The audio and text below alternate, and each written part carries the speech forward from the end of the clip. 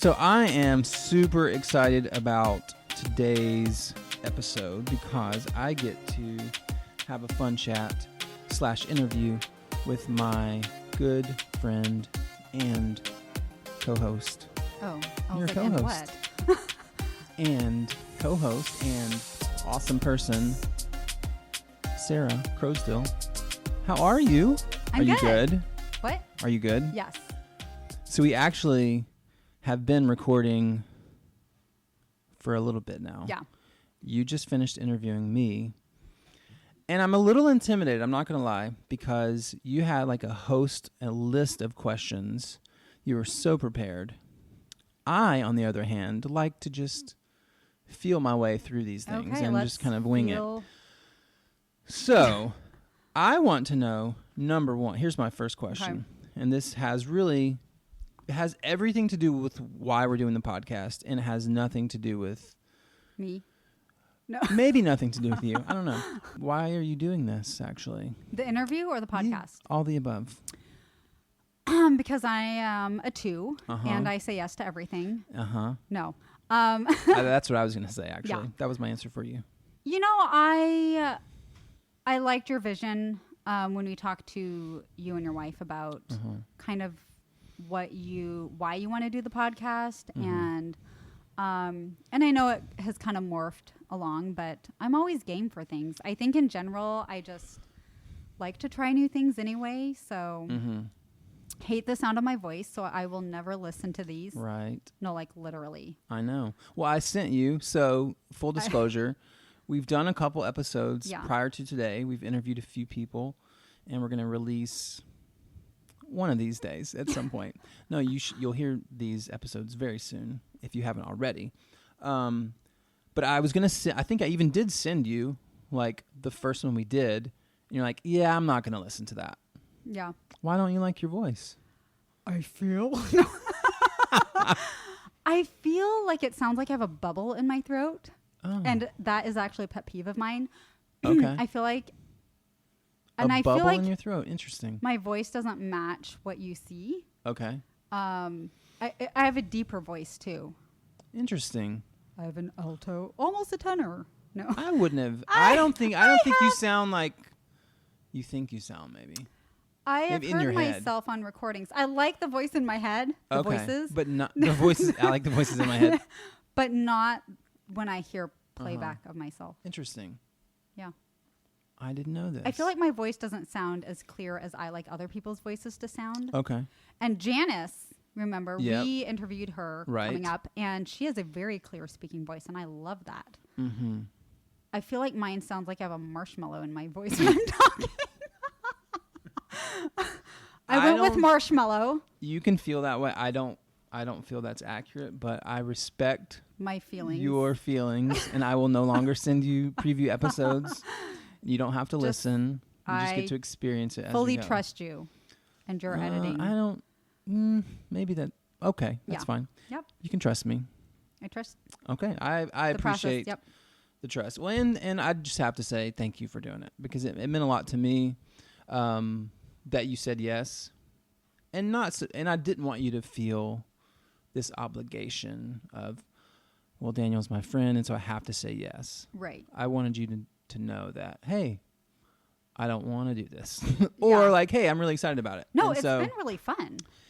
And I love kind of how we've been able to kind of talk and kind of even get to know each other a little bit more, because we've known the Crowsdills now for, actually when I first met you, I didn't know how to say your last name. So am I saying it correct now? Yep. Okay, that's a good thing. Okay. I was a little nervous that. You've actually been saying my first name wrong. So how do we pronounce Sarah? Sarah. So we've known each other for, I don't know, like 5 years or so, 5 or 6 years. Like we moved to Seattle in 2014. So yeah. Yep. And at least in my opinion, like fast friends, like instant connection. Yes. That's what I felt. You can confirm or deny that. No I comment. met your husband, I think, first, maybe. I don't know. Mike's just the best. I love Mike. Hey, Mike. Hey, Mike. That's all. Nothing else. He's probably not listening. But what I love, he doesn't care about this. He doesn't care about He's me. like, well, why are you guys? To your interview. Why are you wasting your time doing this? No one cares. That's about what everyone's thinking. You're like, all two of you, we appreciate you listening. But what I'm super excited about is to learn a little bit more about you, because I've known you for these 5 years, but I'm sure there's plenty of things I don't know about. So my first question is, just give me like the 2-minute version of like your growing up experience. So, kind of how, maybe not how you were raised, but kind of just like if you met someone for the first time and said, hey, this is kind of, here's where I grew up, kind of here's my life in 2 minutes. Like what would your answer be to that question? Yeah, I have to do that a lot because I am Asian. So I think people You're Asian? Yeah. I didn't know that. People have a lot of assumptions when they see me. Like that I'm smart. Well, no, that's true. But like you're smart. So I was adopted when I was 5 months old. So I grew up in a white household. Well, my mom is Armenian, so so that's even a little bit more like, wait, huh? Yeah. Yeah. So I was the kid with like a Diet Coke and homemade hummus and pita bread in my, I'm not kidding, in my lunch. The Asian kid with that. Yeah. So, just wishing for a bologna sandwich on white bread. Just to be a normal Asian. Yeah. So that was me growing up. We grew up in a, very stable home. I had very little trauma in my life. I had a very ideal childhood, melting slugs with salt and doing all those things. I don't know. I had a very, not boring childhood, but it was nice. But yeah, I think when people first meet me, they have a lot of assumptions that like, just Asian stereotypes, which I immediately like, well, I don't, do X, Y, Z. Does it bother you, like the stereotypes, or is it more of like, okay, you're an idiot? Or is it like, is there something about Asian stereotypes that like they offend you? You know what I'm saying? Like, or is it just like, kind of it's weird because, so the or maybe even more as a kid, maybe more so than now. I don't know. Yeah. I mean, when I was a kid, I would get mad because people would ask me if I could see through my eyes. Or as I got older, like they would come up and not know if I spoke English, which is funny because I don't know why. I mean, people don't do that as much nowadays, I think, just because everyone's so interconnected and, we have a lot of second, third generation. But nowadays, I mean, like I'm a bad driver, I guess, but not because... I didn't know that was a stereotype until kind of recently. I didn't either, but not because... I think the stereotype for Asians is that because they come from a different country, they don't know the rules and stuff, so they're a bad driver. But I grew up here. Actually, when I first learned that was a stereotype was watching The Office. Oh. Do you remember this episode? It was, I think, Diversity Day. Yes. And they're wearing the cards. Sticky notes, the cards on their forehead. And I think Dwight has it on his head and it says Asian. Yeah. And Pam's like, some people might say that you're a bad driver. Yep. And he says, oh man, am I a woman? Yep. And I'm both. Like, I am both. You are a woman and Asian. Asian. But I didn't know that was that's when I learned. So thanks, The Office. That's okay. Just real quick side note. We both love The Office. Yep.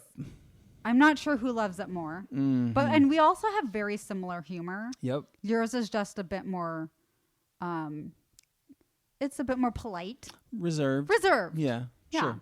And it's not as polite in my head. Yeah. Which we talk about. But. If you want to hear about that, you can go listen to episode number 1. Yes. But funny thing is, and this might piss some people off, but I cannot stand Pam from The Office. Okay. I don't know what that says about me, but I don't think that says anything bad about you. Pam's not my favorite. Okay. I'm not like bothered by her. I am bothered by her. Although at times I am. Okay, before she gets together with Jim, I am very bothered with her. Okay. That's all I'm going to say because I know a lot of people don't watch The Office. We can do a bonus episode about that. I've actually Googled Pam bothers me to see if other people. That's something else I want us to talk about. What at some point is just completely random Google searches. Oh, yes. I've got some good ones. But that anyway, another time. That's not what this is for. You know, you need to give me a heads up about that so I can clear out any... Clear your search history? That's what the private tab is for.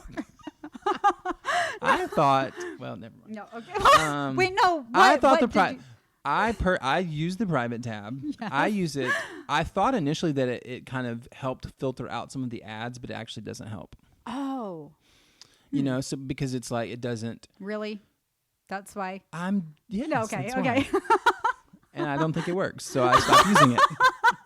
Because then I was like, but then someone's gonna see that I'm using a private tab, and then they're gonna assume, you know, so neato things. And that's when it's, you know, no, it just goes downhill from there.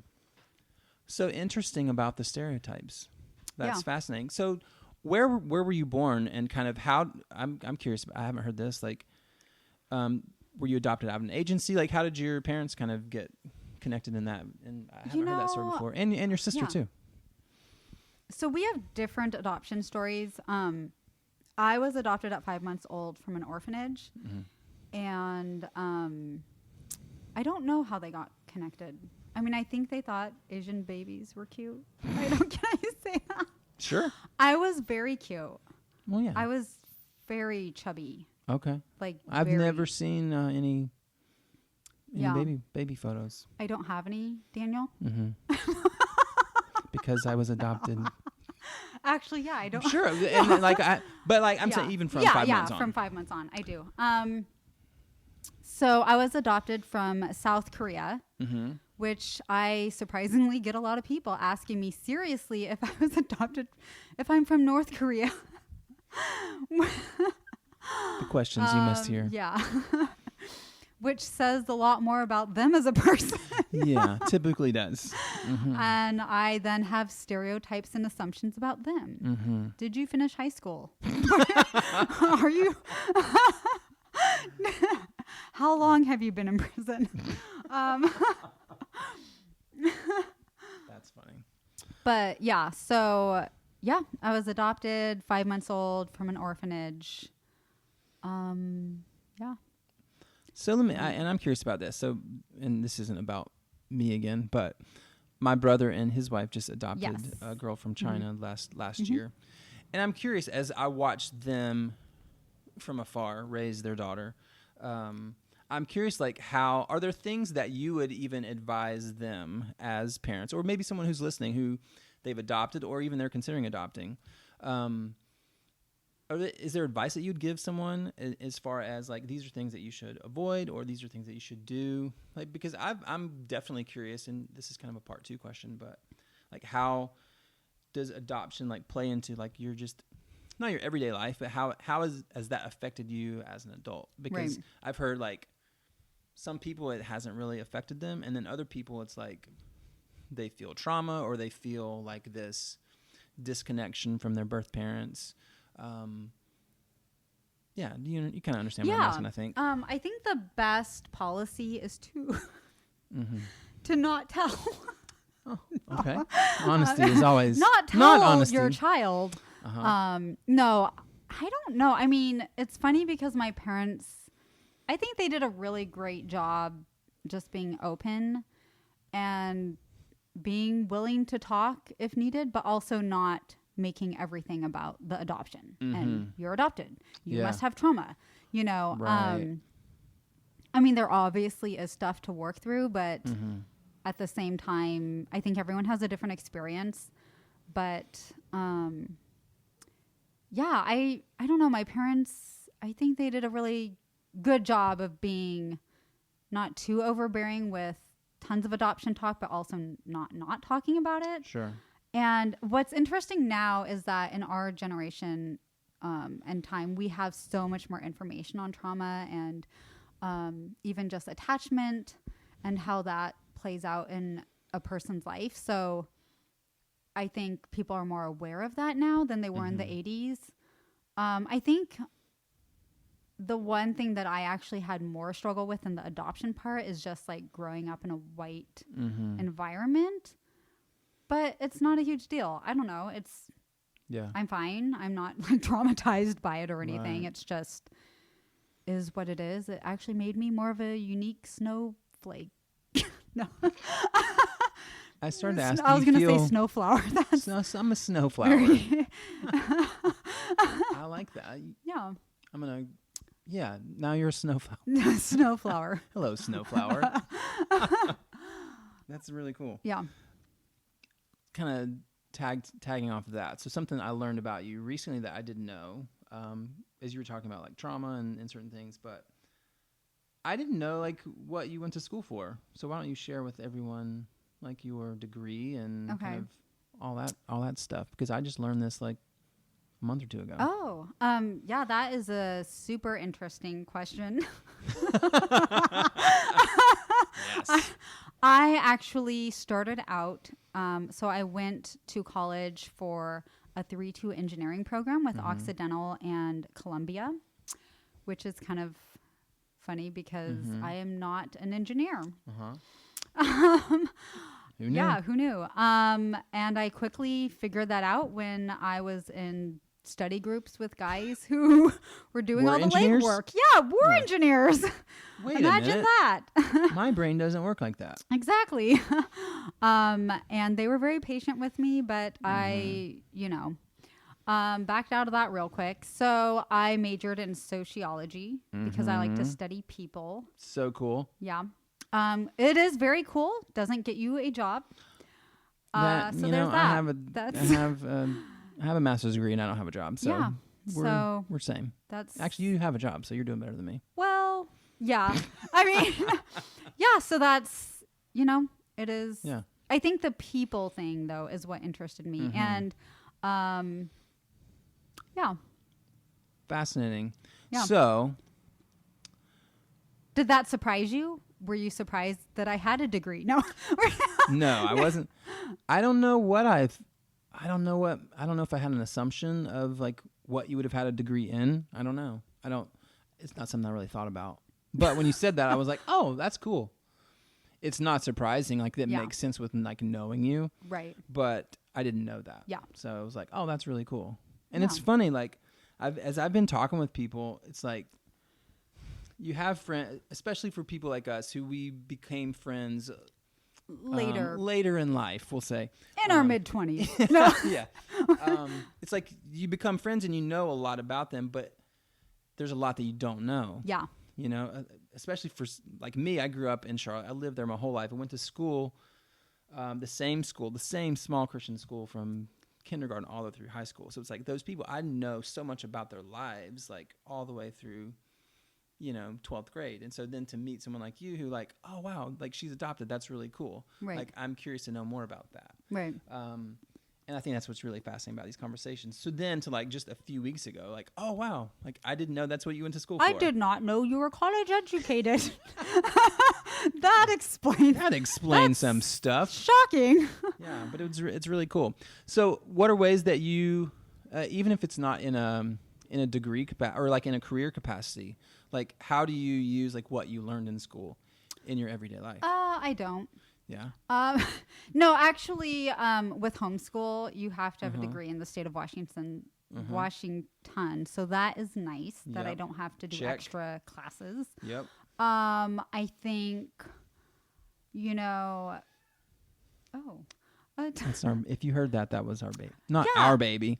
Yeah. I mean, I think my thoughts about getting a degree have changed a lot, over the years. And I think our generation in general, just to point something out, I am a millennial. Wow. I am the You're oldest. Officially a millennial. I'm not sure like if that's right something I should brag about. I'm not bragging, actually. You're just stating stating that we're in different generations. I am Generation X. I'm 40. And somewhat proud of it. I'm clinging to 36 still. So you're a millennial. Good for you. Congratulations. That's interesting. I don't know how to work a phone. Well, a rotary phone I do know how to work. But a smartphone I am not so much. Not so much. Interesting. Yeah. So anyway, what was the question? I don't remember. It's not important. It's not. Okay. We'll move on. Because I want to hear about your phone. So you also, so you said you're a millennial, but you don't know how to use a phone. But you have 3 kids. Yeah. How old are your kids? Or 15. You don't have to talk about your kids if you don't want to. Yeah, 15, 11, and almost 10. So you're like in the middle of it. Yeah. Teenager. Yep. Preteen. Boys. All boy. Yeah. How's that going? You know what I just learned recently? I don't know if we talked about this. Okay. Because, anyway, I learned, and maybe we did talk about this, but my son, I was noticing that about once a month, he has emotional highs and lows. Oh. Very similar to a period. Interesting. We didn't talk about this. Okay. Nope. I don't know if... I would remember if we talked about this. We didn't. And I started tracking it, and he does. And so monthly cycle, huh? He has a monthly cycle, and I guess it's true. Guys do legitimately have a monthly cycle. Wow. Yeah, shocker. With their testosterone. And I did not know this. Yeah, so you should figure that out with Max. And I mean, there are tears. There's questioning life. Wow. Yeah. Wait, is this forever? Forever. Like 40-year-old men do this too? My husband does. Oh, wow. Yeah. So if you have more of an emotional high, because I know you don't. We talked about this in your interview. But if I notice I'm a little bit extra. Extra. See, I knew to stop it there and I didn't. Notice. And, I think your wife would be the one to. Interesting. So if you see little dots on your calendar clustered together, she's tracking you. I'm being tracked. Faces. I am feeling this today. Happy, sad charts. But anyways, it's helped me as a parent better and just let go of the cycle days. Interesting. Anyway, yeah. Man. Has nothing to do with me other than if we're both on our cycle and the girls are on their cycle and my husband. Oh, gosh. We're having pizza every night for dinner. Pizza, yeah. Yeah. Wow. Speaking of, that's why I have chips today. But that's also to annoy you. So again, here's what I love. See, there's a couple things I love about Sarah. Sarah is an open book. There's a lot to love. Sarah walks in. Not recently, though, because, sorry, I lost a few pounds, but that's neither. I have nothing to say about that. I'm no longer interrupting. I mean, congratulations. Okay, thanks. So there's so much that I love about Sarah. Very much an open book. So, and this isn't about me again, but like growing up, our life was very private. Like there's just a lot that you don't talk about. And so I love that you're just like, hey, and I'm on my period. Hey, I did not say that for the podcast, but just to point this out, Daniel's face.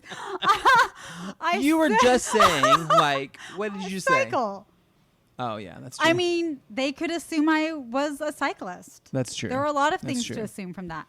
No, I am. Maybe I on said my period. Too much. No, we didn't. Never can say too much. And we want you to feel welcome here. Yes. If you're on your cycle, welcome. Cycle. But I love that about you. So, yeah, what I was saying, why I was getting there, because you asked me a really good question that I didn't know how to answer. I answered with a funny story, which is typically how I either defer or it's just the first thing I thought of. Okay. But, like, what's something that maybe you did in high school or whenever in life that you would prefer your kids didn't kind of take the same steps? You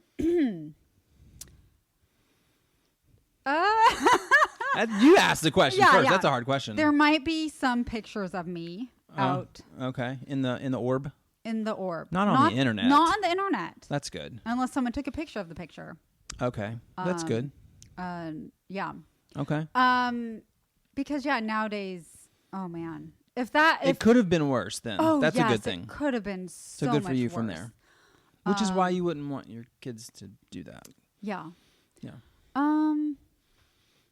In high school, I was pretty tame, but honestly, like, I feel like I'm pretty on top of the kids in terms of like, if I don't know what they're doing, I will find out. Yeah. Because I know how I was. And yeah, just like with boys, you know, those nasty boys. and you know what's funny is the other day a boy wanted to take my daughter to Wild Waves. Okay. And my husband was like, oh no, I know that trick. He just wants to see you in your bathing suit. And he said, I use that on your mom. Yeah. Yeah. Yeah. So right. I feel like we kind of know how things are. And, you know, because I am so young and cool. You are. Yeah. That I am not very far removed from being a teenager myself. So. Right. Yeah. I actually do. I feel like I'm aware enough about, and I've told my kids, like, just because I don't say anything does not mean I don't know what you're doing. Nice. Sometimes I let it simmer for a little bit and see where you go with it. That seems like a good method. Yeah. And then I should use that. We pounce. Because we don't let it sit. We're kind of just bam. Yeah. I have to try that sometime. Sometimes, because it's interesting too, sometimes to see, like, you know, read a few text messages, see where the conversation goes. Now we're getting somewhere because, see, I think what happens here, like we may have mentioned this earlier. Sarah came in with just like books and books of questions for me. I have none in front of me, but they're all in my brain. Sarah's super prepared. I more like to just feel things out. And you just said something that made me think about raising kids. So we both are in an interesting phase of life. We're raising teenagers.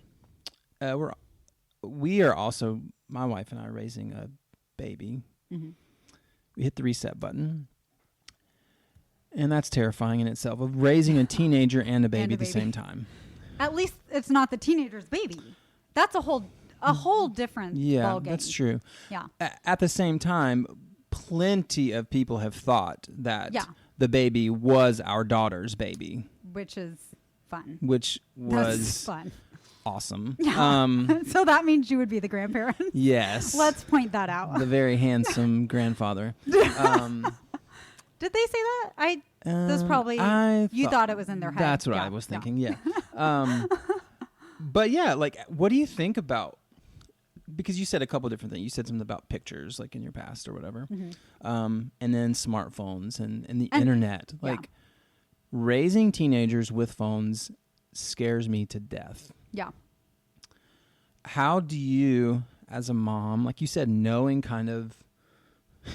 what girls do, knowing what boys are thinking, and then knowing the society that we live in, like, how do you guys deal, you and Mike, how do you deal with raising kids in this culture, in this time, in this like smartphone obsessed, as we're trying to figure it out? So our daughter got a phone, not from our own doing or wishes. Thanks, Grandma. Yep. We love you, Nana.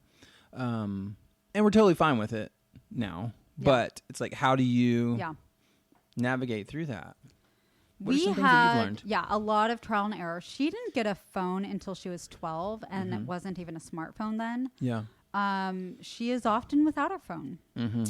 Not because she does anything bad at all, per se. It's more just she doesn't ask permission. And we are really trying to build this. Yeah. Like, you know, you just ask us. That's it. Like, I don't understand what the big deal is. I like literally would have said yes, but you choose not to ask if you can download a certain app. Which, that's like the big thing, communication. It is terrifying because I have read certain texts. Actually, just the other day. Oh, and can we just back up? And I'd like to just clarify that the photos that were taken in high school, people might think that it is a recent photo because I look exactly the same. Okay. That's all I'd like to put out there. I got you. If somehow they came to light, got you. It would be very confusing. You'd be like, why is Sarah? Why is this 36-year-old taking these pictures today? I mean, that's not important. What's important? But you just want to, let people know just in case. Just in case. Right. I got you. Yeah. Very confusing. Anyhow, there was actually a recent incident where this person was texting my daughter. Mm-hmm. Well, I learned some things from a coworker. Some acronyms, like that certain people text if they want some things. Okay. And this girl, but I don't think it's the same. I think it's honestly a lot of very just teen lingo, if you will. Like, which is very confusing. I thought you were going to come through, or, can you come through now? Don't know what this WYD, means. what are you doing? But I think in reference to like guys and girls, it can mean something different. Right. But I think in general, it is just teen talk. So this person was texting my daughter, and I immediately... And so they charge their phone in my rooms. And so I see this lighting up and I'm like, oh my gosh.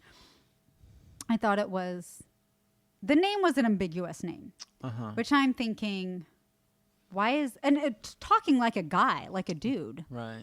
Come to find out, it's a girl. Okay. So there is a whole new world of, yeah.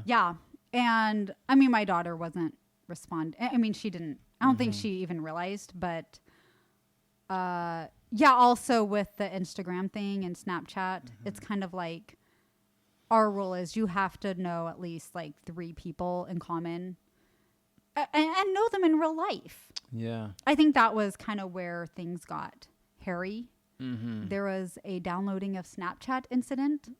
Oh, did I tell you this? Oh, you want to hear this now? Yeah, okay. Sure. Let's go for it.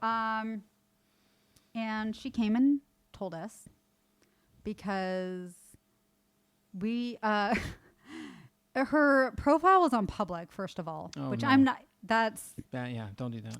A lot of inappropriate pictures and videos were coming through from random males. Oh, jeez. And that was fun to watch with my husband and my daughter there. This is uncomfortable. That was very uncomfortable. So, anyways, we are surprised by nothing any longer. That's fun. And honestly, it was more embarrassing for us all to be sitting there watching these things as I'm, saying, you do realize this is an underage girl you're sending these photos to. Gee. There were too many to respond to, and we disabled the Snapchat. Yeah. And so she was fine with that. She was more than fine with that because that was interesting. I don't think none of us were prepared. It's not what you're signing up for. So anyway. That's what you get. Wow. Yeah. Crazy. Yeah. Yeah. That was fun. So really, let's just throw away our phones. Yeah. Maybe. Yeah. I don't know. I want to know this. This is the question. I think the people want to know too. What's your go-to like chill, this is what I'm going to do? Day? Yeah. Thing. Like I can't answer that. No. You're home alone. Is that what you're saying? I'm home alone. Yeah. What's your chill? My chill? Your downtime. What do you like to do on your downtime? Kids are gone. Husband's away. You want to just like chill. I like to be cozy. Okay. So I'm usually wearing if I'm wearing pants. Fair, yeah. No, honestly, a lot of times it's no pants. Okay. And I'm not saying that to be trendy. No, it's literally it's the way it is. No pants. Right. And we actually have a huge window in the front window. And Amazon deliveries. So I have to be very, if I'm wearing no pants, if it's a no pants type of afternoon, okay, and I'm stumbling out into the living room, I have to go no farther than the countertop because it's actually, yeah. Interesting. That's not that. I don't do that. Yeah. Oh, you don't? Oh, okay. But if I'm feeling ambitious, it's my husband's pajama pants, which, by the way, are a size large, stretchy fleece pajama pants, and they fit me. I don't know why they fit perfectly around my waist. Interesting. Like they're slightly too tight for a comfy day. Huh. Like to the point where I feel like they're constraining. Large. They're large. Not large. No, apparently I am a large man. I'm men's large. You're a men's large. Okay, good to know. It's very concerning why. So I'm usually doing that, and I like to throw either the comfy pants or the comforter, like my blanket, into the dryer, and then put it around me, like cocoon. Yeah. That's a thing. Okay. Do you know? I don't know anything. So if I'm at home, that's what I'm doing, and I'm eating cocooning cookies in bed. Cookies in bed. Okay. What's your go-to cookie? Store-bought, because I'm too lazy to. But like what kind? Like I just discovered McDonald's cookie tote. It's $5. I didn't know this was a thing. McDonald's cookie tote. McDonald's is also a sponsor, so thank you, McDonald's. Thank you, McDonald's. And side note, I used to be aware of the breakfast burritos. I now am very aware of Jack in the Box's sausage breakfast burritos. Have you tried them? No. Not the meat lovers, just the sausage. I have not, no. Anyways. I've had the McDonald's one before because, as you learned in the last podcast, I used to work for McDonald's. Oh, yeah. No, they are McDonald's compared to the Jack in the Box. Not even close? Not even close. Good to know. Yeah. Okay. So you're welcome. Jack in the Box, also Jack a sponsor. Yeah. Thank you. I'm eating food that I did not cook, food that I buy. And I'm doing nothing except being cocooned in a cocoon of warmth.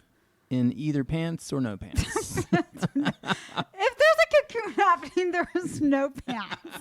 I will tell you that. For sure, no pants. For sure, no pants. Yeah. Great. Maybe a book. Okay.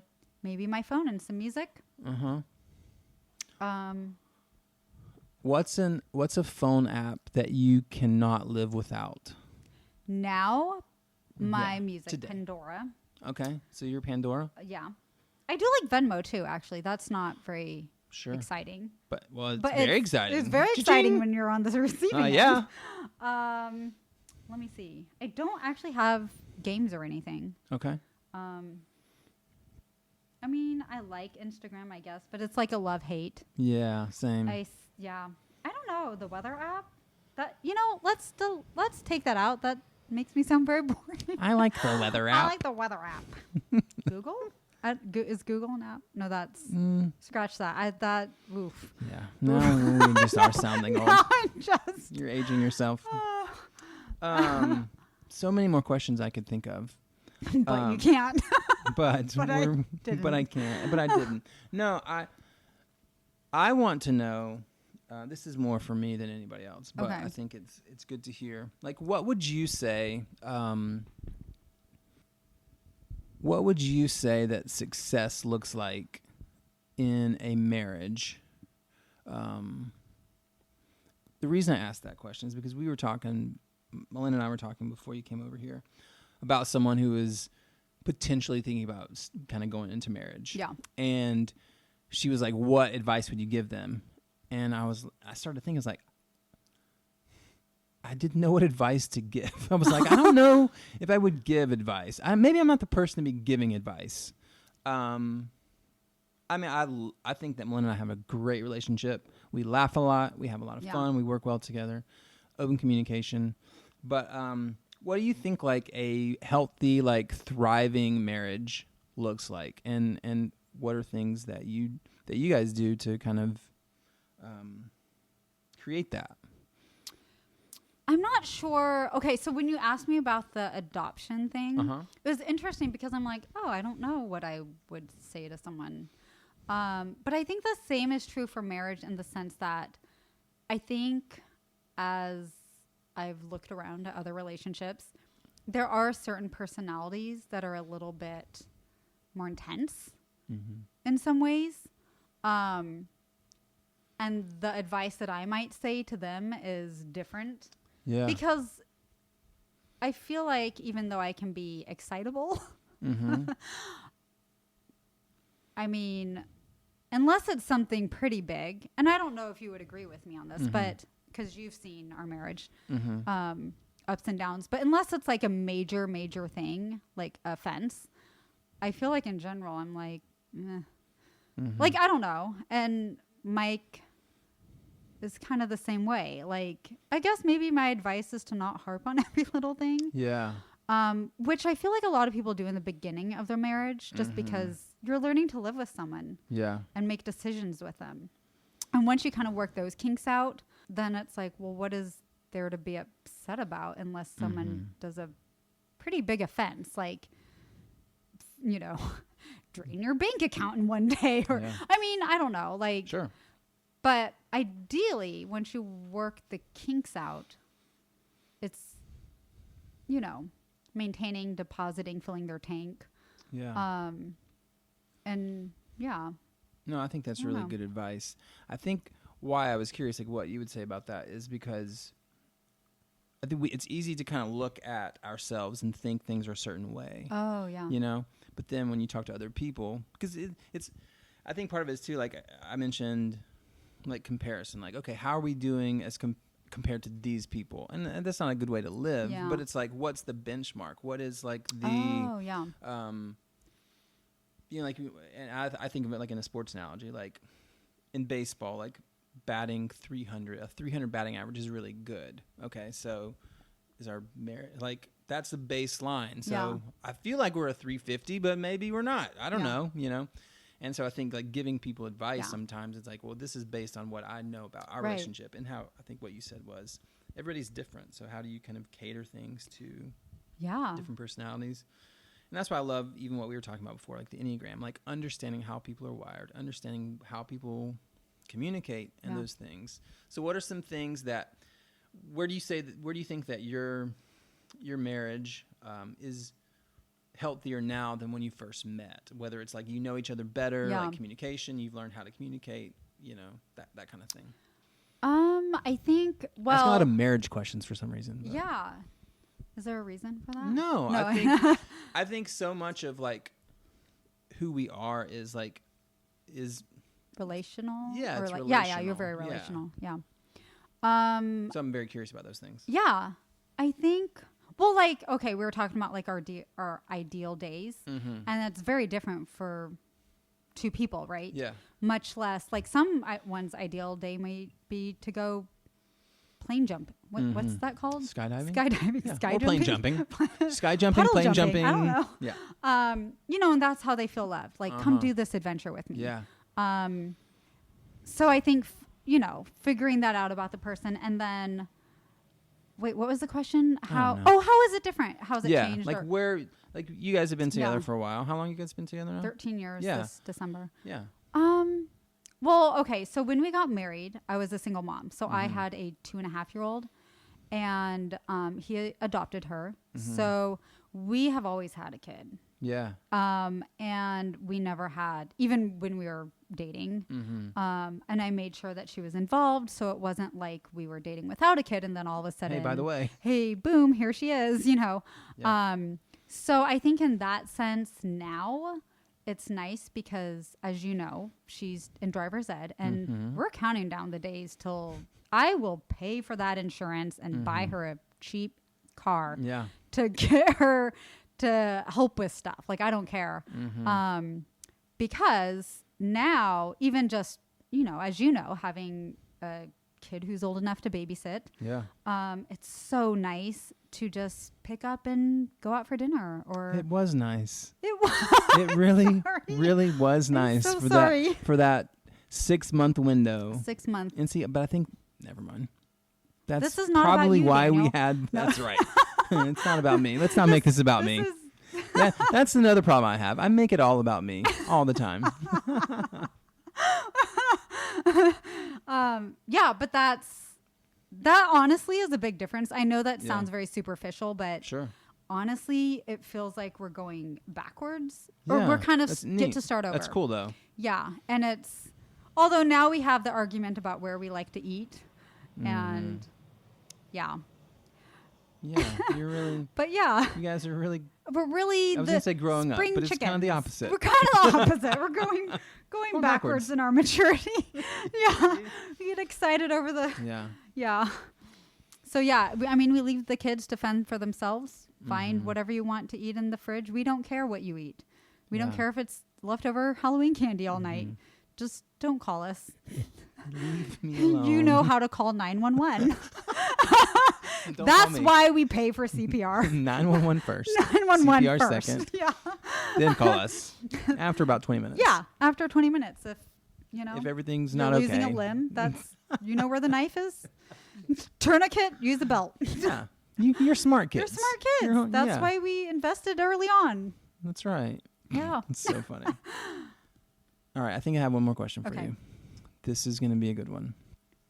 Why did I say that? I don't know, because it's not going to be a good one. Oh. See, I already set the bar. Okay. I'll make the answer good just to compensate. Please make the answer good. No, I feel like did I go deep enough? How deep do you want to go? Here's what I've learned. Yeah. Okay, but my question has to do with something. I want to learn something new. Most of this I knew, not everything. Yeah. I knew that you were adopted, but I get to hear a little bit more about that, which I think is cool. You kind of just said something about being a single parent when you got married. I think that's really... Oh, that's a whole nother podcast. Sure. But yeah. That's interesting. And I think it's like it makes your story unique. Again, kind of the point of this podcast, and at some point you may want to talk more about that, but we do want to create a space where people can share their stories and who they are and not find shame in that, but say, this is who I am. A lot of our community has talked about that there's no story that can't be redeemed. And that's kind of the baseline for these conversations, to say, hey, we all have a story. We all have weird things that have happened in our past, or misophonia, or whatever it might be. Yeah. Like, we all have our quirks, but we're also unique and we're beautiful. Yeah. And there's room for all of us around a table to have those conversations. So saying all that to say, like, you went a little deep. You can go deeper if you want. But I think the question I wanted to ask you next would be, what's something that I don't know about you that... Sorry. No. I'm trying to Google something because there's a word for it. Go ahead. That's great. Maybe, like, what's something that I don't know about you that I would be surprised by? Something surface, or... I can do both. Go for both. Okay. I'll start with the less intense one, because I don't know the answer to the second one yet. Perfect. But okay, you have misophonia. Yes. Which, by the way, before we started this podcast, I was eating chips, and Daniel was going to leave the room, and so I told him, I'm going to eat my chips while you're gone. If you guys don't know what that is, you can listen to his interview. Yes. It's a real thing. It's real. It's not an Asian thing either. Doesn't have anything to do with miso Sarah soup. Apparently thought. Or an iPhone. Yeah, it had. Yeah. Or anything else. It was an Asian stereotype, and it wasn't. I wasn't trying to say anything in any capacity of that. So let's just be very clear. You can Google it. It's real. It's a thing. It's a medical medical condition that is apparently not covered by insurance, but is still real. And it makes other people very aware of what they're doing. Anyway. Yes. So I actually have a very real condition. Okay. About things going into my belly button. Okay. Yeah. No, okay. I'm learning something new. It's a thing. So wait. Yeah. Explain, please. Not just anything. Well, I guess. Many questions, but yeah. Yeah. It started, I figured this out. You know when you're a kid and people like to poke your belly button because they think it's funny? Which is awful. Yes. That's terrible. Okay, thank you. No, yeah, that's weird. And they're very aggressive about it. And it hurt. It doesn't feel good. Oh, thank you. It does not feel good. No. It is more than doesn't feel good. Yeah, we all still do it. Actually, I don't think I do that. No, okay. If you had a real phobia, you would not do this I would say that I have a phobia. You would. But it's like, yeah, don't do that. That's weird. Okay. It's more than weird. But for you, it's a phobia. It's very uncomfortable. Okay. It's a weird nerve. It's a weird nerve in your belly button. I just thinking about it. I have to cover my belly button. And so when I had my appendix out, they were very excited to tell me, oh, we can just go through your belly button. Yeah. And like, put no. the knife in that way or whatever they do. And I literally was like, no, don't do that. No. So you told them not to go through the belly button. Not to go through my belly button. And they were like. Even though that's less invasive, I'm assuming? They from a scarring cosmetic standpoint? Yes. Yeah. They were like, well, you're going to have a little scar, blah, blah, blah. And I was like, I don't care. They're like, no, but you're going to see it. I was like, no one's going to see my stomach. No one's going to see it? No one's going to see. And I don't care if they see it. I don't want blood coming out of my belly button. I don't want to be asleep and someone poking things in my belly button. Legit phobia. It's just making me thinking about it. And so I mean, this guy was baffled. The doctor was shaking his head like, okay, like last You're chance. weird. Yeah, that's I've never heard of that. He literally was like, I've never had that request before. Wow. Okay, piggybacking on that, and I don't know if I should share this, but I will. Sure. And I don't. You can tell me to cut it out if you don't.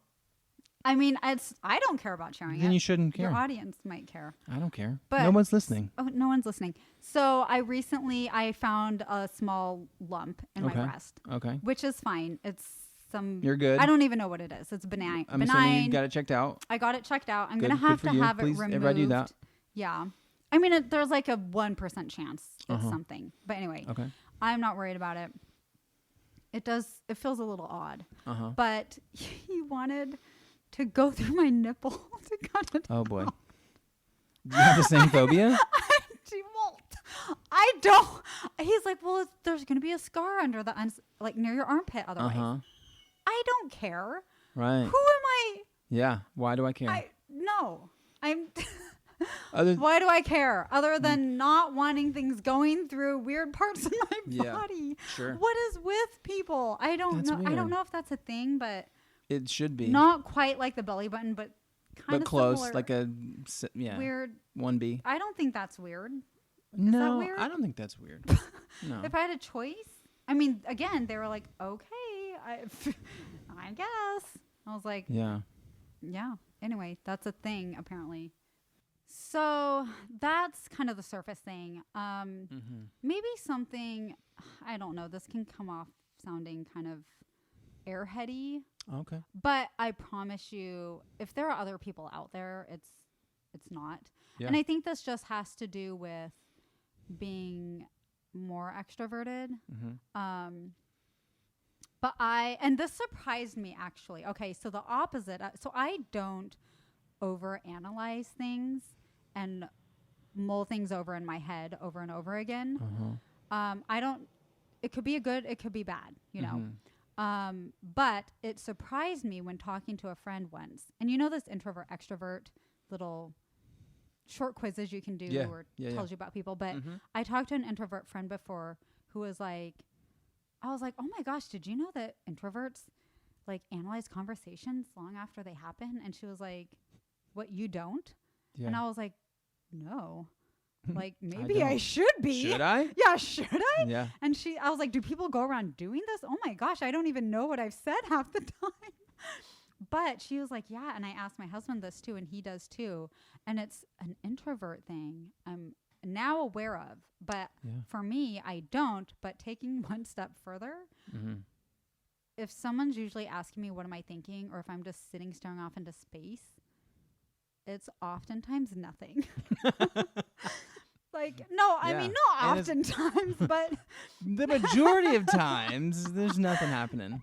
Like, okay, if I've thought about something, I've thought about it. And then it's over with.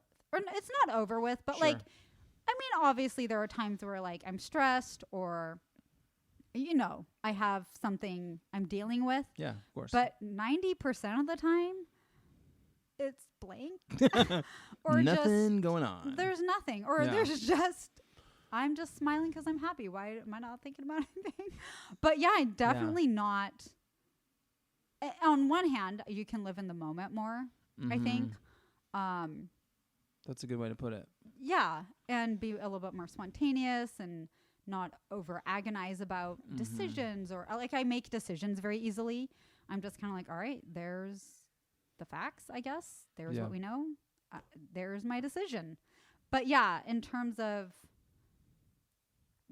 I don't know, agonize or over analyzing details. I don't know. Man. Okay, this sounds really bad, but did you ever see the movie What Women Want? Yes. Mel Gibson? Yep. And this is so bad, but I related on a spiritual level where there was a point where Mel Gibson's character has these two really ditzy. No, this sounds bad. I'm not going to say it. This is a safe space, right? It's totally safe. You're good. And I'm not ditzy. I swear to you. We know. I know. Daniel can vouch. I vouch for you. Yes. I'm for you. But in terms of everyday, my mind doesn't wander to the depths every single moment. But there are these two flighty kind of women, and he's like trying to read their thoughts, right? And there's literally nothing. Just nothing. Nothing. They're just looking at him like, yeah. And there's nothing there. And he's like trying to listen and there's nothing. It's so awesome. And you're like, that's me. That's me. Unless I have an important thought. But then otherwise, I don't know. That is fascinating. Yeah. I didn't know that. And I think it really is fascinating to me because, again, like, I'm not like that, Yeah. Like, there's always, and it's not I'm not saying it's a good thing. I'm not saying like, well, I'm awesome because I always have thoughts going on in my head. Like it's terrible. It can be exhausting. And that is when I think I don't get stressed a lot because I don't overanalyze and I'm not like overanalyzing decisions I have to make or decisions I have made. And that is one thing that I love reading books, but I think I like reading books because it puts information in my head that I don't have to think about. Does that make sense? Yeah. Like it just feeds me information and then I'm like, cool. That's fascinating. Isn't that? It is because I will do the same. I will read something and I will think about it for days, weeks, months. Oh, and it's exhausting. It's exhausting, but kind of gives you, I don't know. But so for me, it's just cool, deposit information. Sweet. Now I have like 50 follow-up questions. Well, what's one of them? How? Or two? So for me personally, like, and there's so many layers to this, but I have a hard time letting go of things, whether it's an offense, whether it's, or even for myself, like, oh man, why did I do that? Oh, you know what I mean? Like why, and I'll overanalyze those type of things, or like, kind of what you're saying, like, what did she mean by this? Yeah. Or like, but it has a lot more to do with maybe forgiveness, maybe, I don't feel like I'm offended easily, but if I am, sometimes it's hard for me to let go of that. Because you're replaying it over and over in your head, which makes it worse over almost, and over, right? and like, okay, what could I have done differently, or what should they have said differently or done differently? Right. I'm not asking if you have advice for that, but it's just fascinating to me. Like, I want to be more like that. Sounds amazing. Yeah. Because so much is like replaying things and overanalyzing, and it does zero good, Well, that kind of goes back to the marriage advice stuff we were talking about and how I was saying personalities. Because sometimes I should analyze more, Sure. Or should be like, oh, was that, maybe I should think more about that, or I don't know. Interesting. Yeah. Wow. This has been very enlightening. I feel like we've only scratched the surface, though. I feel like for both of us, we've kind of opened up about some things, and then a lot of things, there's just the depths that we've not even come close to. And so who knows where these conversations will go, but I hope this has been fun for you guys listening, all 2 or 3 of you, and hopefully we'll find more. If you want to follow up to our interviews, hit that like button. Yes, hit the like, subscribe, review, all those things that we don't know how to do because I was going to say because we're not millennials, but we learned today that Sarah is in fact a millennial. Yeah, a very bad millennial. I'm You're a really poor bad example of a millennial. Don't look to Sarah for the example of a millennial. Yeah. we learned that too. But these are really fun conversations, and I really appreciate you taking time, Sarah, to do this. And stay tuned for the next one. We've got some cool things happening, and I'm sure a lot more good conversations coming soon. So thanks again. See ya. Bye.